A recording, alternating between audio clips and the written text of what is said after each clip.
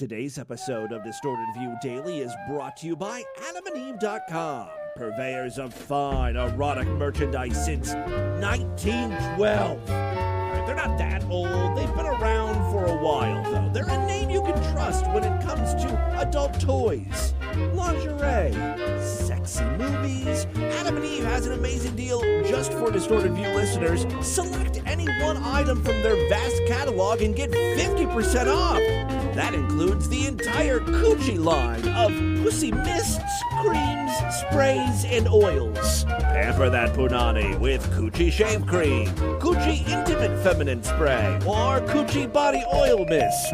Guys, that includes the Infuse Arousal Gel. Pleasant sensations and increased stamina is only a massage to the penis away. Add these or one of Adam and Eve's other 19,000 products to your cart. Use promo code FREAK, F-R-E-A-K, and get 50% off your item and 10 free gifts. You'll receive a bonus sexy item for him, a special gift for her, and a third item you'll both enjoy.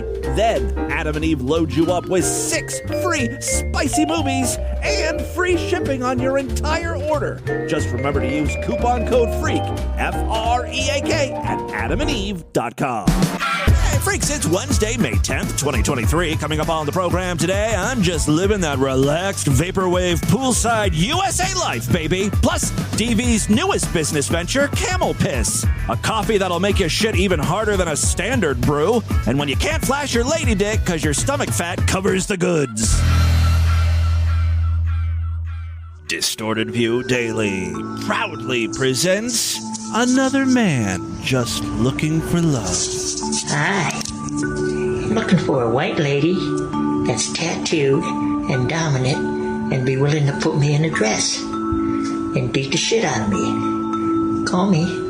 I'm the Sissy of Fremont Street, 15th and Fremont. Sissy Gemini, 904-609-3222. Again, you stupid white bitch. That's what I'm looking for, is a stupid tattooed white bitch that'll put me in a dress and beat the shit out of me. Call me. I'm waiting, you white slut. It's the Distorted View Show with Tim Henson. And I love the aftertaste of semen in my mouth. I'm a mommy. The vagina is full of AIDS. Christian now fears his flatulence. I'm gonna lose my mind today.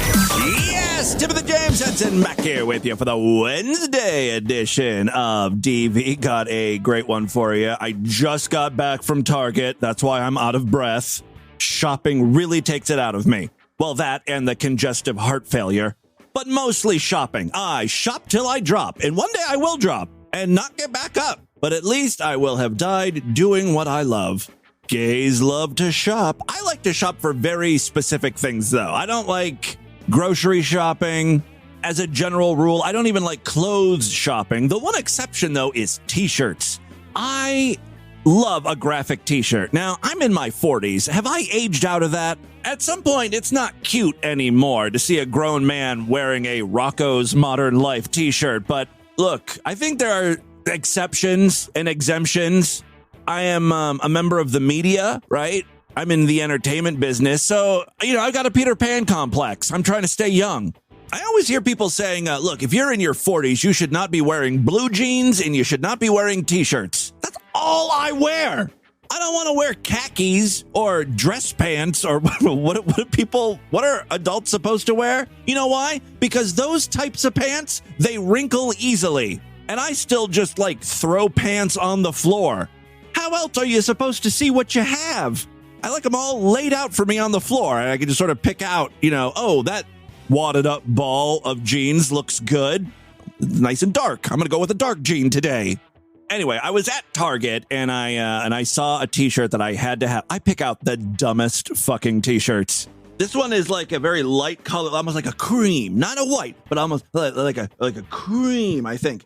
And it's got this big graphic. It's a rectangle, and it's depicting a pool and then some lounge chairs and umbrellas. But it's very stylized in this almost geometric way. It kind of looks like something you would find in the 80s or early 90s. And then the text reads, Poolside USA. That's the shirt that I had to have. You know, I want to live that poolside life. You know me. I never go into pools. I'm like my mother. I'm afraid of water. It's one of the many neuroses and fears she has instilled in me. Water bad. You'll drown or get eaten by a big fish or get your hair wet, which is like the worst thing that could ever happen to you in my mom's world. She used to keep an emergency shower cap in her purse just in case like a wild lake lunged at her. It's been known to happen. Also, you know, growing up, I lived by a giant lake, a great lake, as a matter of fact. I lived right on the shores of Lake Erie. I can count on my fingers the number of times I actually went to the beach to just, like, do beach things. I know many of you are laughing at the thought of going to Lake Erie to do beach things, but, it was a real beach. They have beaches. Look it up. In the summertime, it's very beachy. The few times I did go there, it was explicitly to go to the concession stand and get an elephant ear and hot dog. I was not there for the sun or the water, that's for fucking sure. But anyway, I got this Poolside USA shirt. I'm all about maxing and relaxing. That's my philosophy in life, and everyone around me is going to know it. They're going to read that shirt and say, hey, that's a guy who knows how to chillax. He seems cool. You know how many friends I'm going to get just by wearing this shirt? And they're not going to be like high-strung people. They're going to be mellow. It's everything I've ever wanted in life. I'm kind of really pinning all of my hopes and dreams on this one shirt. It was $12.99, but what I'm going to get out of this thing is priceless. Truth be told, the reason I went to Target, I did have a purpose. Gyne-lotrimin, my cunny's burning. Ladies, I'm sure you all know about springtime yeast infections. No, I was not there for Gyne-lotrimin. I went there to pick up a new Nintendo Switch controller. I am hardcore preparing for this next Zelda game that comes out on Friday, and if that means paying $70 for a Pro Controller, so be it. I've already sunk like $150 into this game. It's like $70 for the game itself, and then another $70 for the controller. Now, I had a Pro Controller, but it died on me. It got what they call a drift. You know how like controllers have those analog sticks that, you control the characters with? They usually have a left and right one. Controllers. You know how to move the characters around, those sticks? Well, Nintendo Switches seem to have this problem where after a while they get this drift, which means, you're not touching the controller at all, right? You're not trying to move the character around. If you just leave your controller stationary, you'll notice that there's still movement happening. Like when I'm playing Breath of the Wild and, Link is standing on a cliff or something, you'll just start to see the camera moving right. And it just keeps going and going and going. It's as if someone's, slightly pressing the controller right. It's because it's got this drift problem. I say it's because I game too hard. I press buttons, I mash them down. When I want my character to move, I fucking yank on those analog sticks. I play with power, baby. You don't want to fuck around with me. I mean, imagine if I do that to a controller, just mangle it forcefully and aggressively. Imagine what I could do to your penis. Boys, call me. I'm not what you would call a sensual soft lover. No. I'll work your cock so hard it's gonna get adrift. It's never gonna stand up quite straight anymore. It's always gonna be drifting to the left or right. I told Lord Douche that my Switch controller was all fucked up, and of course he was like, don't buy a new one. Write to Nintendo and see if they'll replace it for you. I'm like, I bought this. This is back in 2017. It's a 6-year-old controller. They're not going to replace it. He's always trying to get freebies. His standard course of action is first write to the company, make them replace it, and if they don't, go buy a new controller and then put the broken old controller in the packaging and return it to the store. He's a very thrifty Cuban. I don't think I'll be telling him about my new Nintendo Switch controller purchase, until he asks. I'm also not going to tell him about my Poolside USA shirt.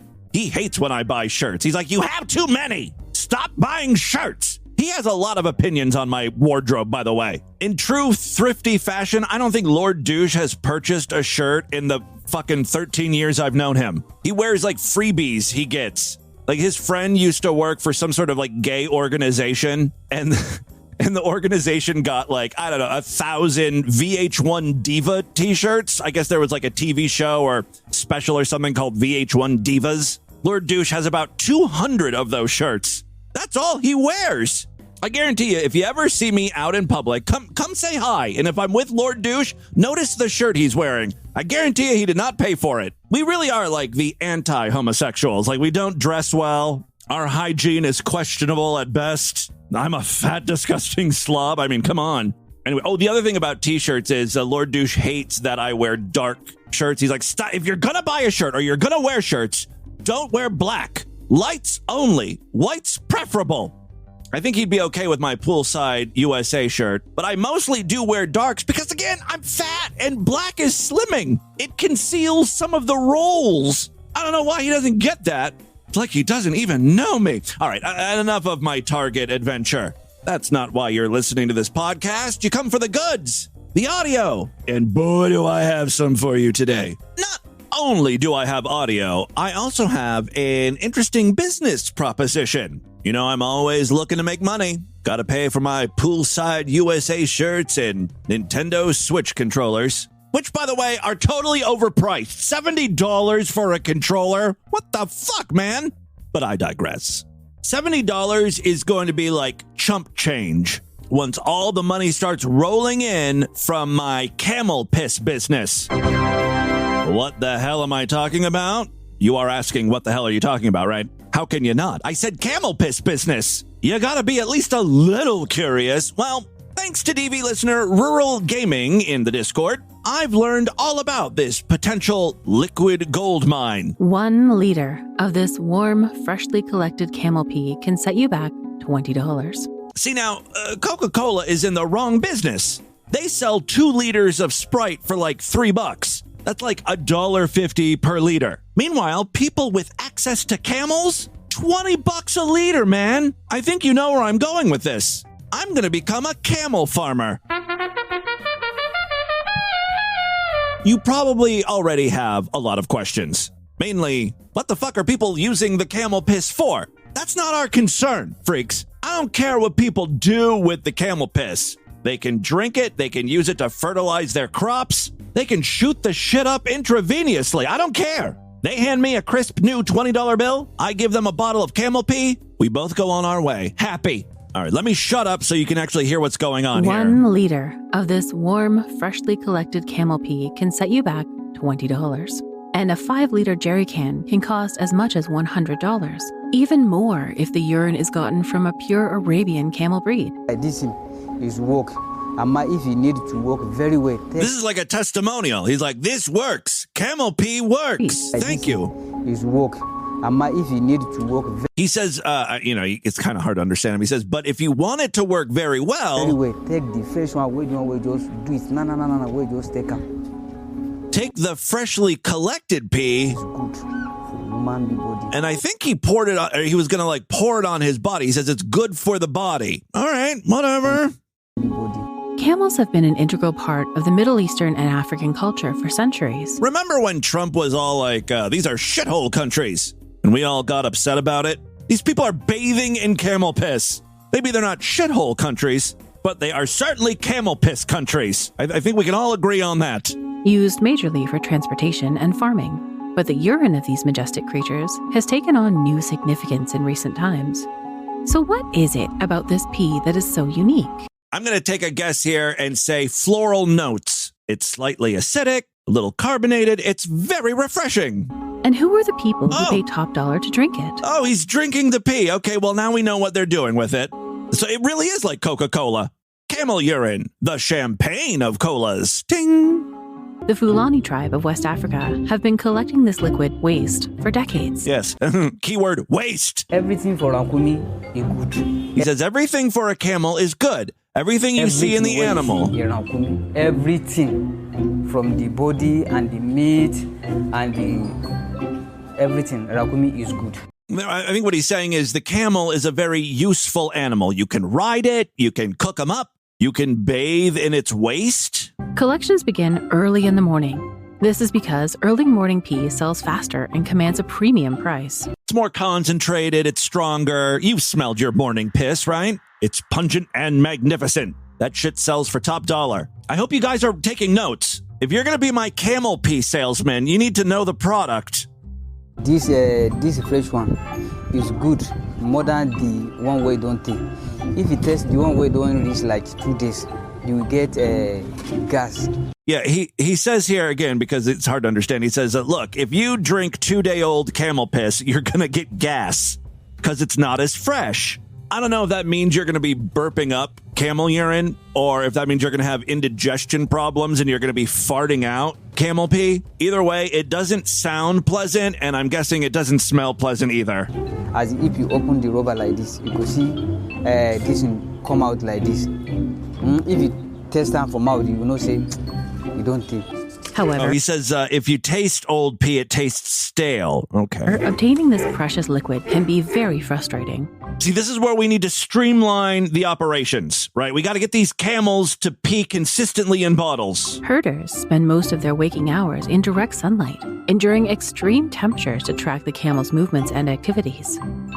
This is necessary to avoid missing any urine during the brief window of time between when the camel starts and finishes urinating. It seems to me that camels are like old men. They don't have a lot of control over when the pee starts and stops. And there's a lot of trickling. Since camel pee is very valuable, you want to get all the stuff. You need to watch the camel penis like a hawk. The harsh weather conditions tend to take a very heavy toll on the handlers. But if they want to earn enough money to support their families, they must work longer hours to collect sufficient quantities of urine. I love the idea that us rich Americans are just going to barge in and steal all the camel pee business from poor Kenyans.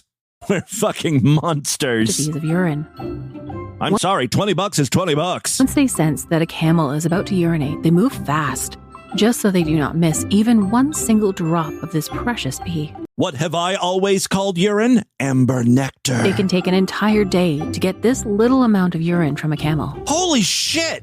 That's like barely an ounce. Our first order of business is to figure out how to make camels pee faster. We got to give them like diuretics and shit, right? We're going to pump these assholes full of medication. Unlike cows, camels typically produce less urine, and each camel can only produce a certain amount of urine per day, which means that there's a finite number of liters available each year. See, this is where Western science is going to come into play, and we're going to revolutionize the camel piss business.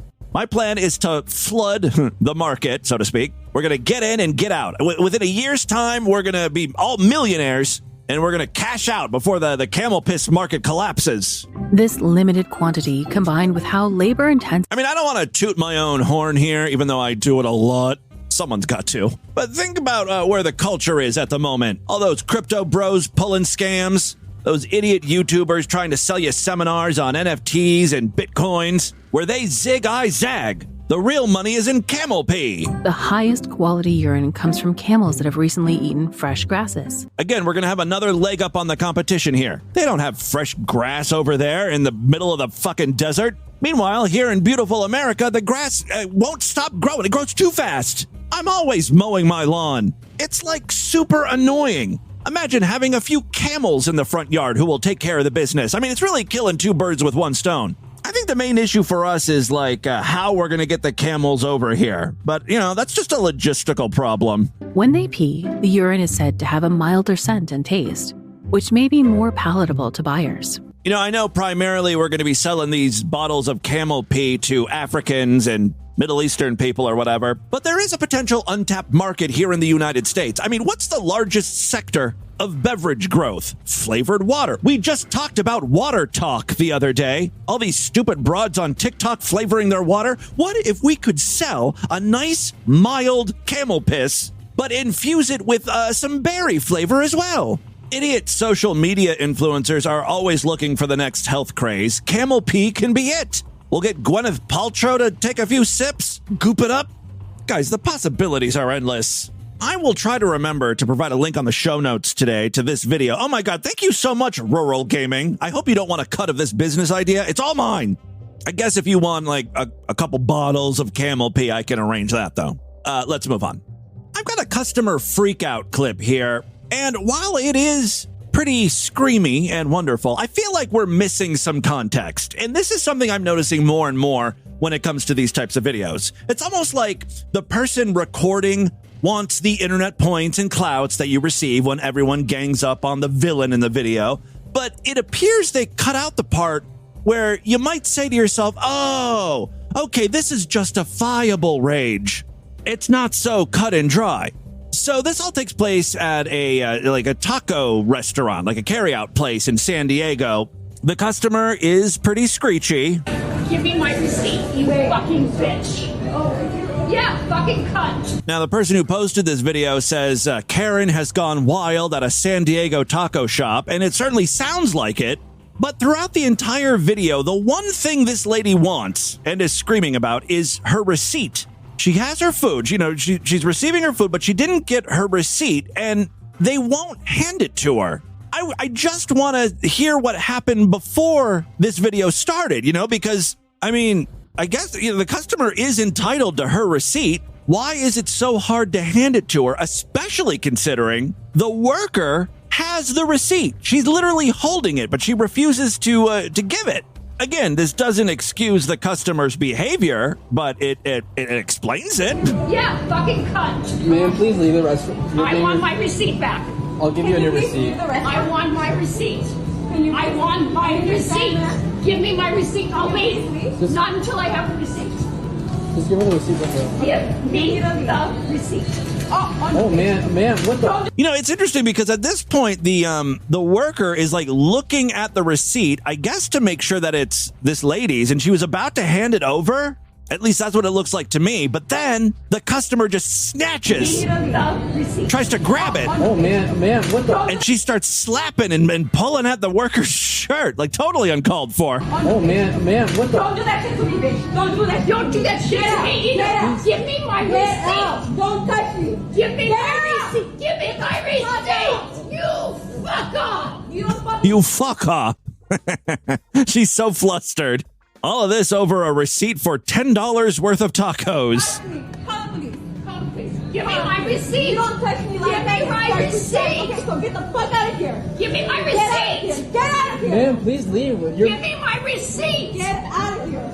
Out of here, ma'am. Again, I don't know why she doesn't just give her the receipt. The one theory in the comments is the taco worker knows that she overcharged for the food or she added a little extra for a tip, and that shit is displayed on the receipt. I don't know if I buy that or not, but it is curious that the worker's refusing to hand the receipt. Ma'am, please leave. Give me my receipt. My receipt! Out of here, ma'am. Give me the receipt. I'm gonna call the cops. You fucking cunt. I believe in Spanish we say coño. You're being a coño. Is that accurate? I don't know. I use Google Translate. The other customer freakout video I have for you is from McDonald's. I love this particular clip because the customer is acting all hard, screaming, throwing stuff at the manager. Yet it only takes a few seconds for him to turn into a blubbering baby when he gets exactly what he deserves. He's screaming at the manager, I didn't talk to you. I didn't talk to you. I was talking to myself. You know those big thermoses with a handle? Holds like 64 ounces of liquid? Yeah, he's got one of those in his hands, and he throws it at the manager. He doesn't throw the actual cup. He just, all the liquid inside of it. So then the manager chases after him in the McDonald's. And the manager tackles this guy into a booth. See how quickly that turned? Stop!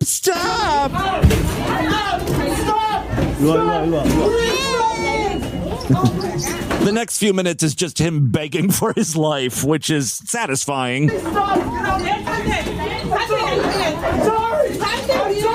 Oh. He's apologizing, screaming for help. No one is helping him. I'm sorry, sir. I'm sorry. I'm sorry. Calling him sir.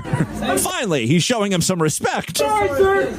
I'm sorry. I'm sorry. I'm sorry. I'm sorry. I'm sorry. This guy is balled up in the fetal position, in a booth. Like his head is buried into the wall, trying to protect his face. I'm sorry, sir. I'm sorry. I'm sorry, sir. I'm sorry. I won't do it again. I promise. I promise I won't do it again. I won't do it again. I'm sorry. I'm gonna kick him in his ass. I'm sorry. Meanwhile, it sounds like other customers and employees are like, let me at him. I kick his fucking ass. Put him in his ass. I'm sorry. You a man. Please don't leave. I'm sorry. I'm sorry, sir. I'm sorry. I just said sorry. Shut the fuck up and get your ass. Get your ass up. I'm sorry. Ass nigga, disrespect that grown ass man. Now, I will say, at one point, the manager does go a little too far. After the beatdown is over with, this guy is still in the fetal position, crying in the corner of the booth, which is hilarious, don't get me wrong. But he's literally he's being quiet, I guess, whimpering.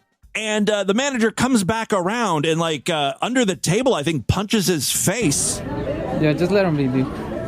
Here he goes.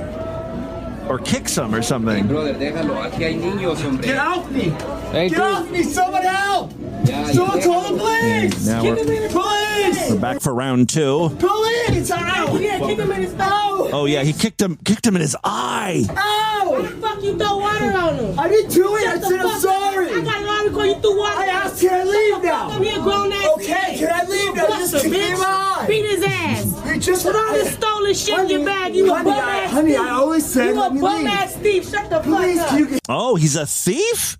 Again, we never get context for these stories. I feel like the first beatdown was sufficient. That's good retaliation for having water thrown at you. The kicking someone, in the eyeball, now it's excessive. Things seem to calm down. Like, no more punches are being thrown, although the thief is now standing on the booth, and I don't think people are letting him get off or leave. Maybe they're waiting for police to come. I don't know, but as a final resort, our thief here starts spitting on people, which, you're just going to get another beat down for that. I'm trying to. Yeah, there's the pata.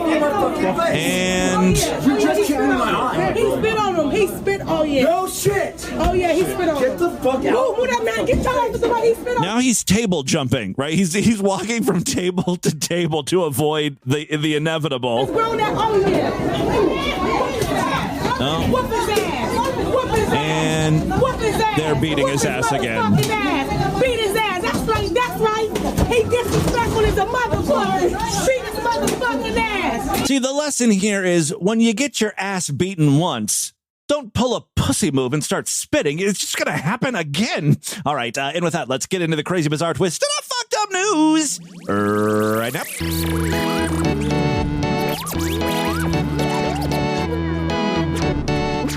Yesterday's episode of DV was a Sideshow exclusive one. If you would like to hear it and catch tomorrow's Sideshow exclusive episode as well, sign up right now, superfreaksideshow.com. That's DV's member site where you gain full access to the entire archive of programs. More importantly, every week I do brand new exclusive shows. On yesterday's podcast, we talked about Meade Skelton's most recent live stream. It's prompting some discussion, someone said, is Tim only talking about Meade on Sideshow exclusive episodes? I'm not doing it on purpose. It just so happens me talking about Meade fell on a Sideshow exclusive episode. That happens occasionally. Another person in the Discord, I'm right, said I was being too hard on Meade. For once, they do not agree on my assessment. And you know what? You may be right. Maybe I was goofing on Meade a little too hard. So Meade recently performed. It was a paying gig at a restaurant. He got $100 and fried chicken. And I was kind of goofing on Meade about that, getting paid in fried chicken. But yes, he did get $100 to perform at a restaurant. The restaurant had I have to mention this again because this is the funny part to me. The restaurant has a main stage, right? The whole thing with the restaurant is there's music while you eat. So they have a stage there where, musicians perform. But Meade wasn't allowed on that stage. He had to perform out on the porch where there's 4 tables. And then, I looked on the restaurant's website and I saw the only other event that happens on the porch is open mic nights and karaoke. So I was kind of ribbing Meade about that. But as I'm right points out, Meade, did make money plus tips and dinner. And he also has 2 more gigs lined up. One of the gigs is performing at some sort of hard cider distillery or something. I don't know. And I made it a point to mention that seems to be going against Meade's morals and values because Meade is very anti-alcohol. And, I'm like, Meade is just as bad as the rest of us. We're all in it for the buck. I'm Right says that Meade is simply more willing to be more professional and ignore the alcohol. If he's ever able to make a small local career, this is the way he'll do it. Let's just hope he doesn't say colored at the gospel thing. Oh, that's the other thing. He's going to be performing at a gospel festival. I don't think he's getting paid for that. The funny thing is, though, as he's describing the event, he says, I'll be performing alongside a bunch of colored people. You're like, colored groups? And I'm like, oh, my God, Meade is going to get his ass beat at this event. We should all go and watch. Anyway, if you want to hear all of that, sign up for the Sideshow, DV's member site. And remember, if you use Apple Podcasts or Spotify, you can sign up right in those mobile apps. If you go that route, it's super easy to gain access. You're not going to have the super old shows, but you're going to get all of the Sideshow exclusive episodes right alongside the free episodes in your feed. For more information, check out DistortedView.com and SuperFreakSideshow.com. Thank you to all of my Sideshow members. Again, you guys are the reason this show continues. Well, you guys and you patrons. We've got a Patreon account, patreon.com/distortedview. You can pledge as little as $1 over there. Every little bit helps. It's been a while since I've thanked some of my new patrons here, so I don't know how far back I need to go here. Phantom Fox, Shane, thank you so much. Jason, is this Jason of the Jason Show? FB, thank you. Red, PC, Nick, Bond Dollar, Soliloquy, and Sam. Thank you so much. Paul, thank you. And you know what? I'm going to thank Great Big Pete as well. He edited his pledge to give me $1.50 more. You guys are absolutely great. Thank you so much for supporting DV in every way possible. Love you guys so much. All right, 3 very quick stories now. First up, I am still a near daily Starbucks drinker. I have switched my routine. I used to get those like lattes chock full of like chocolate, hazelnut, caramel, like whatever those flavorings are. The drinks that have about 8,000 calories and 40 grams of fat. Turns out those are not the healthiest option. Oh, but they taste so good, right? I don't get those very often anymore. For the past year or two, I've been getting like a nitro brew coffee. Oh, they go down very smooth. Bonus, they're cheaper than the other drinks as well.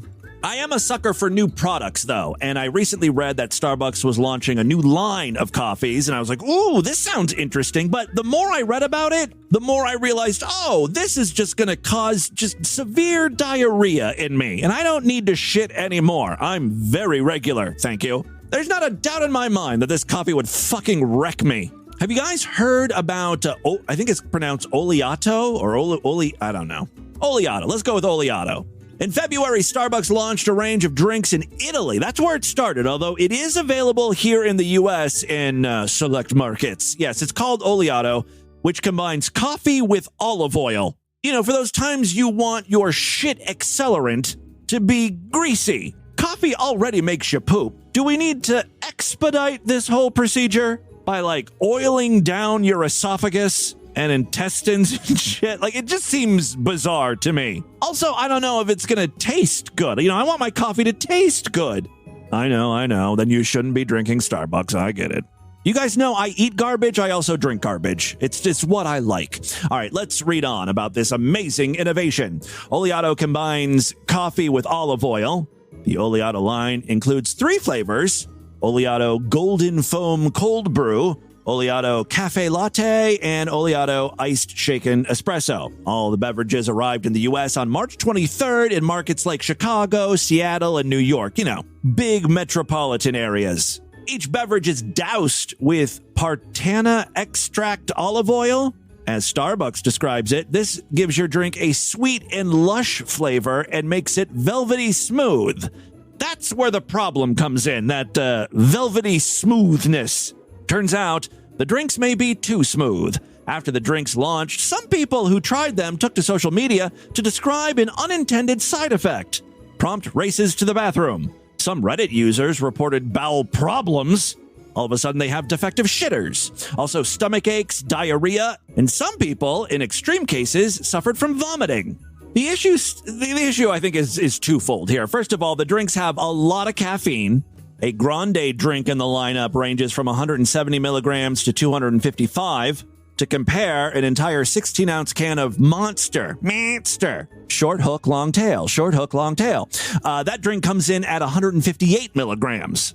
So, yeah, a lot of caffeine. And then, on top of that, there's a lot of fat, I think because of the olive oil. In a single cup, you could have 34 grams in a grande drink. Compare that to 0 grams in a grande cup of plain coffee or 7 grams in a regular grande latte made with 2% milk. 1 tablespoon of olive oil contains 14 grams of fat alone. Coffee also contains acid, which boosts a hormone made in the stomach called gastrin. That stimulates a muscle to contract that moves waste along the GI tract. So it all adds up to you're going to be shitting your brains out drinking this olive oil coffee. Dr. Rabia Delater, a gastroenterologist, said it's going to cause a quicker, potentially more urgent run to the bathroom. That's like the scariest word at all when it comes to shitting. Urgent. That's pretty much code word for you can't control when your butthole opens. It's like what happens to my aunt every time she eats a salad. It's one of her trigger foods. Longtime listeners of the show know that. Yes, it's going to cause a quicker, potentially more urgent run to the bathroom, so you could end up dealing with stomach issues and the not-so-good side effects of caffeine, like anxiety, fast heart rate, and headaches. Basically, everything that I suffer from, right? I should not be drinking coffee. I don't know why my cardiologist has never told me that. I have the worst medical team, apparently. You know, I'm in the emergency room with a heartbeat of 200 beats a minute, and the people in the hospital are like, do you want something from the cafeteria? How about a hamburger? I'm like, really? A hamburger? You think that's a food I should be eating with my issues? And now my heart doctor doesn't tell me not to drink caffeine and stuff? It's utterly bizarre. Thanks, Obamacare. All right, second story we have for you. In this day and age, I can't believe people are still worried about height so much, especially guys. I, of course, blame it on women. You know, we're supposed to be living in some sort of enlightened age now. We're supposed to be beyond being fixated on physical traits. Guys aren't allowed to say the most important feature on a woman is big fat milkers. I don't know why it's okay for women to say, I need a tall man. I want someone who's just like towering over me, someone that can protect me. Really? I don't think it should be acceptable in society to say stuff like that. Those women should be shunned, canceled even. I mean, think of it, these guys can't control how tall they are. Now, this is coming from a tall person. I don't have these issues. I am a sturdy, lanky 6'2.5". I'm a mountain of a man. But I am coming to support my short kings here. Let me be your protector, you little squirts. These Oompa Loompa looking motherfuckers. I'm sorry, dudes. That was uncalled for. Some of them are even going so far as to have limb lengthening surgery, which is like super painful and expensive, and you don't even gain that much length. But I guess every little bit helps. Some men with the desire to be taller are turning to limb lengthening surgeries to gain a few inches. Like, it's one thing if you're gaining a few inches on your cock. That's what I would spend the money on. I doubt most women are even going to notice a few inches on your legs, but whatever. The whole point is to escape the feeling of being judged by their physical statures. The procedures are expensive, and doctors stress the potential complications. You could end up a cripple in a wheelchair. Talk about being short. The majority of limb lengthening surgeries are not done simply to increase the patient's height. Rather, they're most often used to correct deformities or length discrepancies. Dr. Samir Mehta, a chief orthopedic trauma and fracture care doctor, I guess, at the University of Pennsylvania Health System, said he performs about 20 limb lengthening surgeries a year, and only 10% of them are for aesthetic reasons. Still, the people who choose to have their limbs lengthened for aesthetic reasons do it to feel better about themselves. Thanks to women. It's women who are making them feel bad. They should pay for these procedures. Women are the root of all problems. I'm like those incel guys now. One young man who is 5 feet 1 inch, came to Meta because his growth plate had closed early. I don't know what that means, and had stopped growing. For him, it's a confidence issue. There's a stigma about short stature. I don't think that's true in like gay culture. We respect the little dudes, but only if they're bottoms. I guess I should add that qualifier there. I mean, there's just something so alluring about just literally putting your hands around someone and lifting them up and placing them right on your dick. And then you use one hand and you start to spin them like a plate This is the type of sex I fantasize about. All right, quote, for him, it's a confidence issue. There is a stigma about short stature. In some cultures, height is critical for advancement in business and society. There are 3 stages to the limb lengthening process. All right, surgery, distraction, and consolidation. Not too familiar with the last 2 steps. I think distraction is because they don't sedate you. And so when they break your bones, they have to be like, hey, look at that bird outside. It's got a whole rat in its mouth. And then you're like distracted. And then the doctor snaps your legs. Do it real quick. I mean, I'm not a medical professional, so I'm just taking a guess here. Stab in the dark. All right, so surgery, distraction, and consolidation. During the initial procedure, the surgeon cuts the bone to be lengthened and attaches a lengthening device to create a gap between the 2 parts of the bone. After the bone has had some time to heal, the 2 ends are gradually separated. This process, the second stage, stimulates the growth of the new bone to fill in the gap between the 2 ends. The final stage occurs as the natural healing process fills in the gap, giving the surrounding nerve, muscle, tendons, and ligaments time to adjust to the new length. One 26-year-old man who had limb lengthening surgery to increase his height from 5 feet 7 inches to 5 feet 10 inches. Is that life-changing, really? Is it worth it? Those 3 extra inches? I mean, you could always just wear lifts, right? Just wear some shoes and lie about the extra inch or something. Anyway, he recently said that he got the surgery because he was tired of people making jokes about his height. He said shorter men routinely get spoken down to. I mean, literally. You have to look down at them just because of this trait that they can't control. Check this bonkers number out. The man estimates that he spent upwards of $100,000 to have his legs lengthened. And he was only lengthened by 3 inches. That's like $33,000 an inch. His insurance paid $10,000 for the follow-up surgery to remove the rods inserted during his initial procedure. He had to do physical therapy several days a week for 4 months. I mean, it's a real commitment. He started out using a walker and then progressed to a cane before he could fully walk on his own. Studies have shown that short people do face discrimination. Men preferred to date shorter women, while women prefer taller men. Also, taller men earn more money. A 6-foot tall person earns $166,000 more than a 5'5" person over a 30-year career. Oh, that's a bullshit stat right there. They're just trying to shock you with that large number, and then you hit the part of the sentence where it's like over a 30-year career. Well, that equals out to like $5,000 a year or something. I mean, I guess that's a substantial amount. But if you're short, you have to factor in how much you're going to pay to lengthen yourself. Like that one guy paid $100,000. Okay. So now you're only up $66,000 over 30 years. Another man said he spent more than $170,000. So now you're fucking in the hole. You're actually losing money by becoming taller. It doesn't make any kind of sense. One Minnesota man said he spent more than $170,000 on 2 leg lengthening surgeries because he was a victim of heightism and didn't feel good about himself and wanted to get more dates. I was unhappy about it most of the time, Moses Gibson said. It was my self-confidence in general and with the ladies. It affected my dating life. I used to put things in my shoes to gain a little bit of height, but it wasn't very much. Now, before he turned to surgery, Gibson said he tried going to a spiritual healer. So we're learning a lot about this guy, mainly that he's a complete idiot. He also tried taking pills to make himself taller. So he underwent surgery in 2016 to add 3 inches to his 5'5" frame. Okay, that bumped him up to 5'8". Then he underwent a second surgery to add another 2 inches. You're still inadequate when compared to me. That's right. I still tower over you, short stack. All right. There are some complications. Risks include too much bone lengthening, poor bone formation, fractures, and blood clots. Oh, come on. You'll put up with a few blood clots to gain a few inches, right? What are you, a pussy?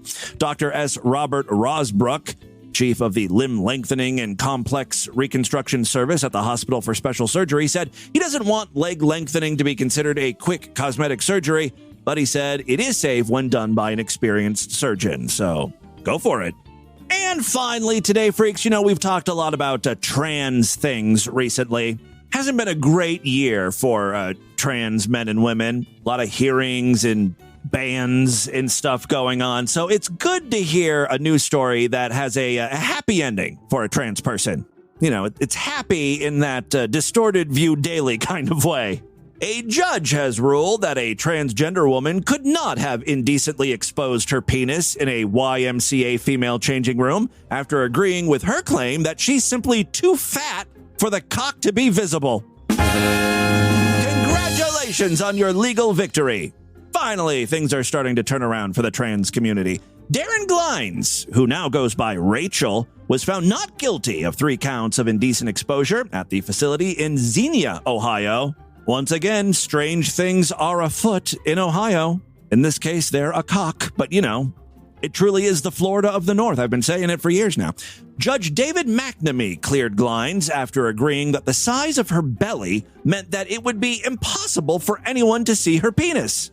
Now, I wonder if they take into account her height, and also, like, people in the changing room are sitting down sometimes, right? What if there's a particularly short person? They've got a different vantage point.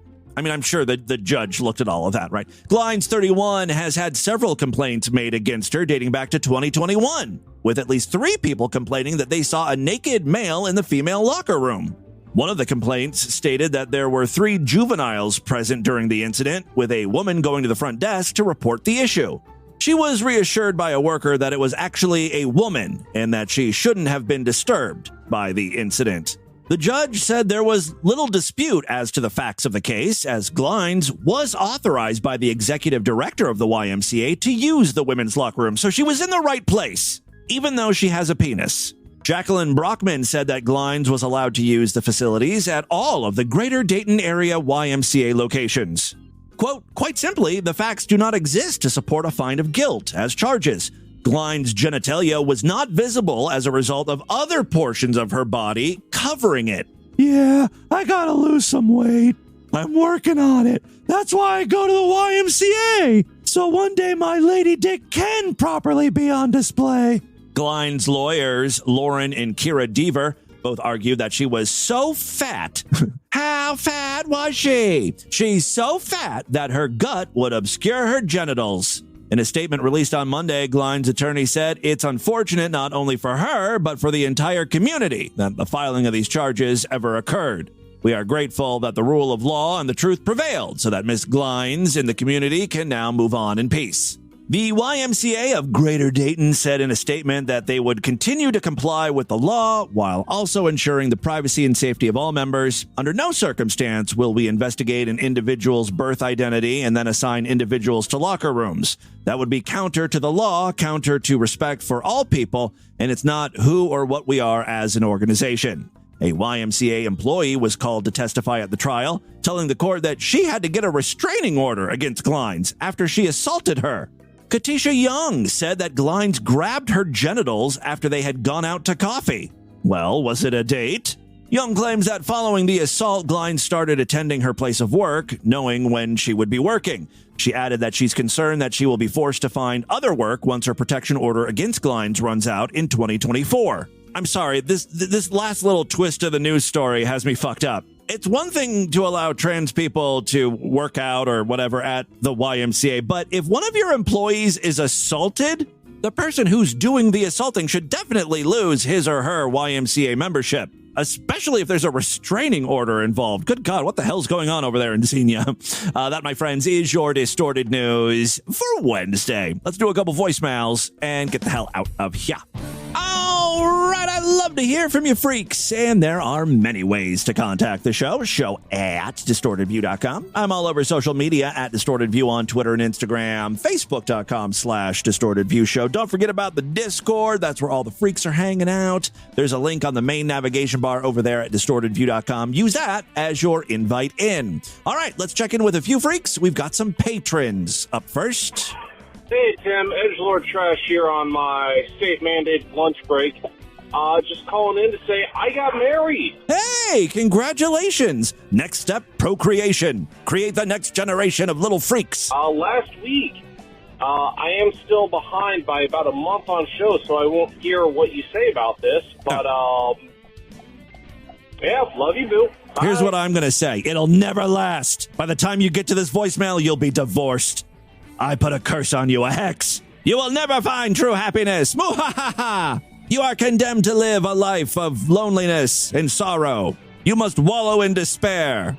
like your fearless, freaky leader, Tim Henson. No, I'm very happy. Congratulations. She sounds like a lucky lady. I envision many, many years of happiness. And then a few years of not so happiness. Like there's going to be a rough patch.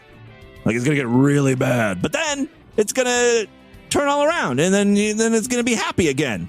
And then there's going to be a great tragedy. Maybe a murder. And then you're going to fall into a deep state of depression. And like you and your wife are going to sleep in different rooms. You're barely going to speak to one another. But then, just when things look the most bleak, you both are going to realize you're now too old to find anyone else. And you're just happy settling with one another. And then you'll live happily or contently, or you'll just live ever after with her. That is what's in store for your future. I'm Miss Cleo. Hey, Timmy Boo, little baby faggot. Calling to remind you about the toilet brush incident, or issue rather. Oh, yeah. Got any good recommendations for me? I don't know, maybe you can pop into the Discord. That's okay. I don't need to pop in the Discord. So, little baby faggot here called in yesterday and said, can Lord Douche help me? Because, Lord Douche is insane and researches everything. And we have experience with toilet brushes, me breaking them and getting new ones ordered and stuff. So he wanted to know if Lord Douche has any recommendations on toilet brushes. And guess what? He does. Now, he doesn't recommend any particular brand, but he says make sure there's no metal parts because, of course, that's going to rust. That goes without saying. It's going to have to be plastic, so make sure to get a nice hard plastic that doesn't seem brittle and is going to break. Also, make sure to get a brush that also has a secondary brush that comes out of the top, and that's for cleaning the rim of the toilet. So, you got the big brush on the bottom that's really for cleaning the bowl, and then out of the top there's like a littler brush that you can really get in the crevices around the rim. And then he also says make sure to get a toilet brush that comes with a stand or a holder. That way when you put the brush down, all of the any residual liquid from the toilet will drip and come out of the brush. The only problem is you have to clean that part, but then you'll have a cleaner brush because it's not going to have all that disgusting toilet water on it. And that is your 2023 Lord Douche Toilet Brush Buying Guide. Ta-da! All right. And finally here, I shit you not, I really did ask Lord Douche. Those were his suggestions. Hi, Tim. I was listening to the February 27th show, and there was a guy getting punch-fucked in his butthole.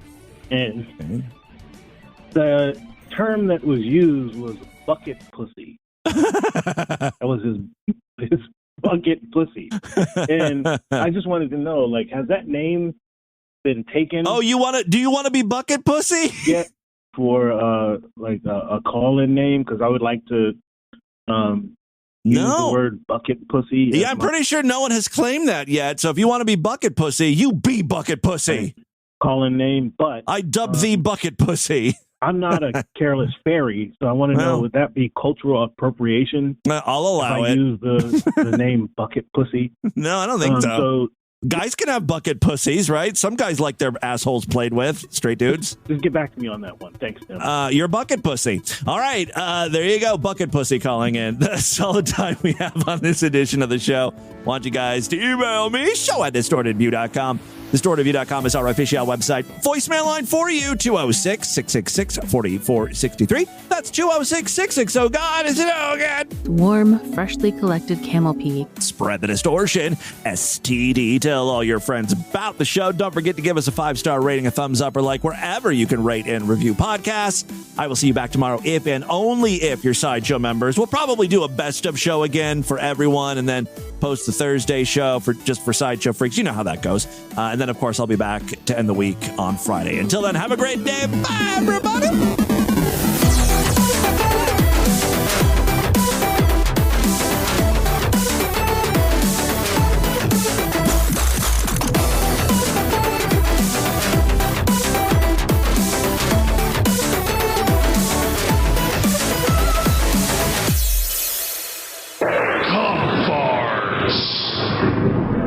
This has been another excellent podcast from the Scribe Media Group. Learn more at scribe.net.